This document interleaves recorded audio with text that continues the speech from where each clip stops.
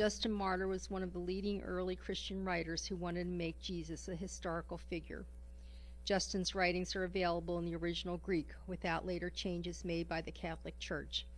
In these original writings, Justin directly quotes the Old Testament over 300 times, often directly naming Old Testament authors, but he never, not even once, quotes Mark, Matthew, Luke, and John.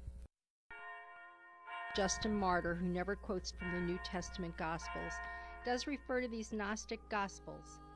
In his writings, Justin continually argues with the Gnostics about whether Jesus really existed. From his writings and others, historians can reconstruct the arguments of the Gnostic Christians who knew that Jesus was not originally a historic figure. Justin's original writings are proof that the four Gospels did not exist before his death in 165 AD.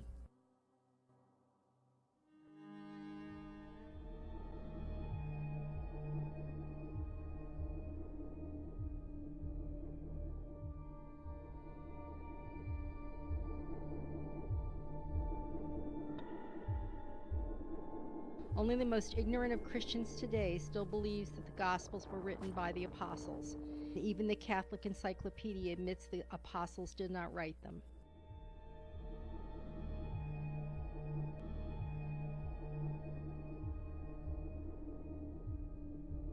Historians document and Christian scholars admit that the apostles did not write the New Testament.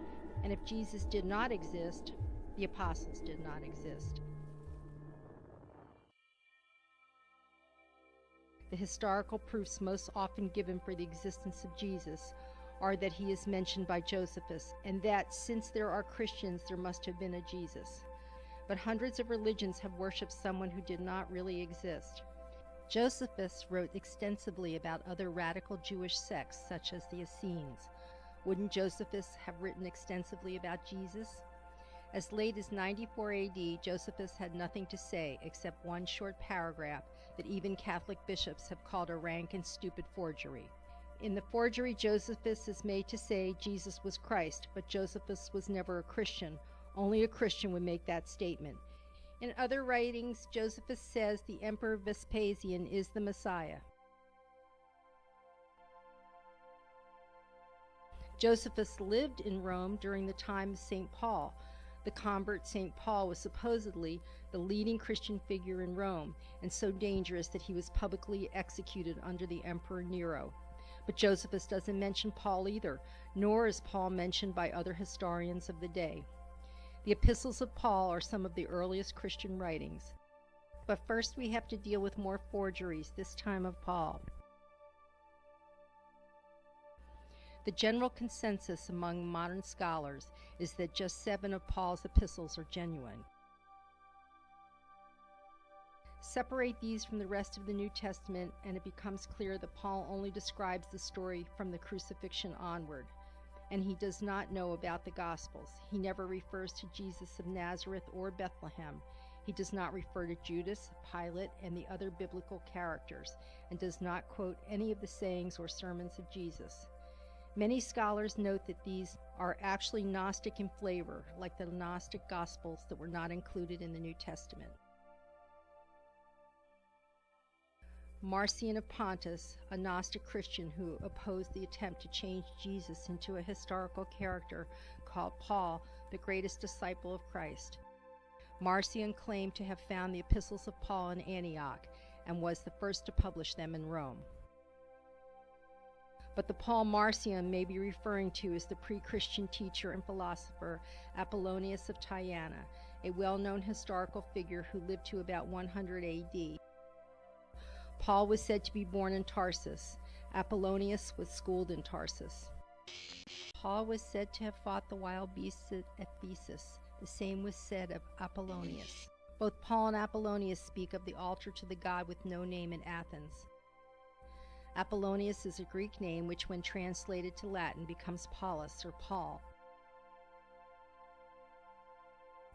Did the Catholic Church eventually hide the pre-Christian Apollonius, the true original author of the Pauline epistles, behind the name Paul of Tarsus?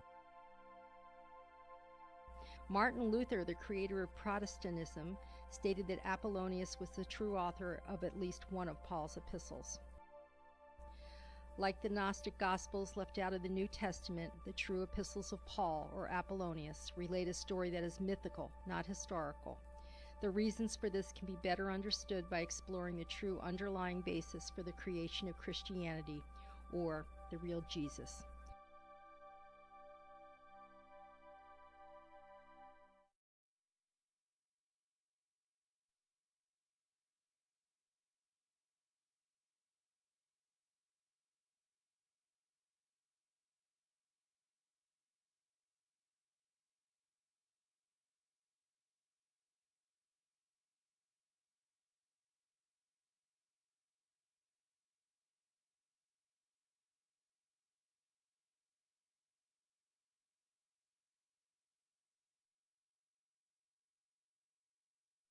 Human religion began with worship of the earth, then the sky with its stars and planetary bodies. As their knowledge grew, humans began to understand the importance of the sun for their survival. They depended on the sun not only for warmth, but for plants and crops to grow. Sun worship originally involved a pantheon of gods. The major figure represented the sun, and the minor gods and goddesses would represent the other planets and stars, or the constellations. The Egyptian pharaoh Akhenaten achieved the first success in worship of the sun alone, creating what we now call monotheism. It was short-lived, but Akhenaten's separatist priests formed their own mystery school, which later came to influence the Greek sage Pythagoras. They also merged with the Babylonians, who began to turn towards monotheistic worship of one of their gods, Marduk. The Babylonian priests influenced the Judean priesthood during what is known as the Babylonian captivity. The Judean priesthood began to separate the Jewish war god Yahweh from the rest of their pantheon, creating what we now call Judaism.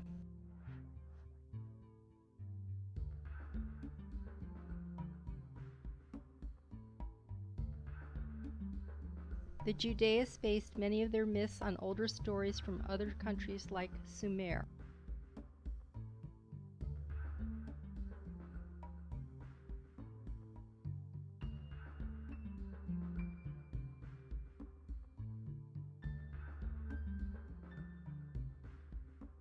Modern astronomers continue to validate the ancient system called the Great Year. Approximately every 2,000 years at the spring equinox, the sun begins to rise in a new constellation. The 12 constellations became the signs of the zodiac. For most of human history, astrology was considered a sacred science. When the sun rose in a new constellation every 2,000 years, ancient astronomers and priests declared the earth to be passing into a new age.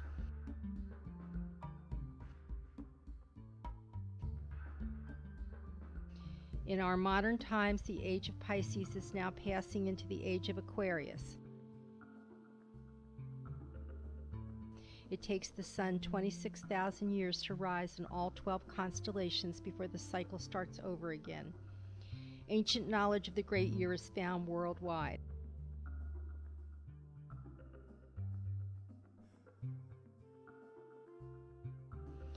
The sun-worshipping kings and priests began marking the passing of the ages by introducing sun gods for each new age.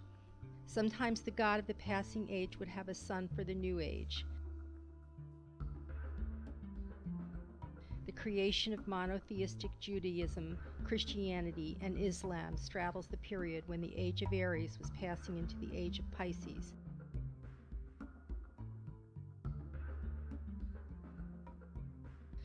But as mankind's knowledge grew, he began to gain a better understanding of natural laws. The sun, moon, and stars were just objects in the sky, not gods. One of the first descriptions of the natural laws was put forward by the Greek philosopher and mathematician Pythagoras. Pythagoras was a forefather of what is now called the Gnostic movement, which eventually would play a large role in the creation of monotheism and early Christianity.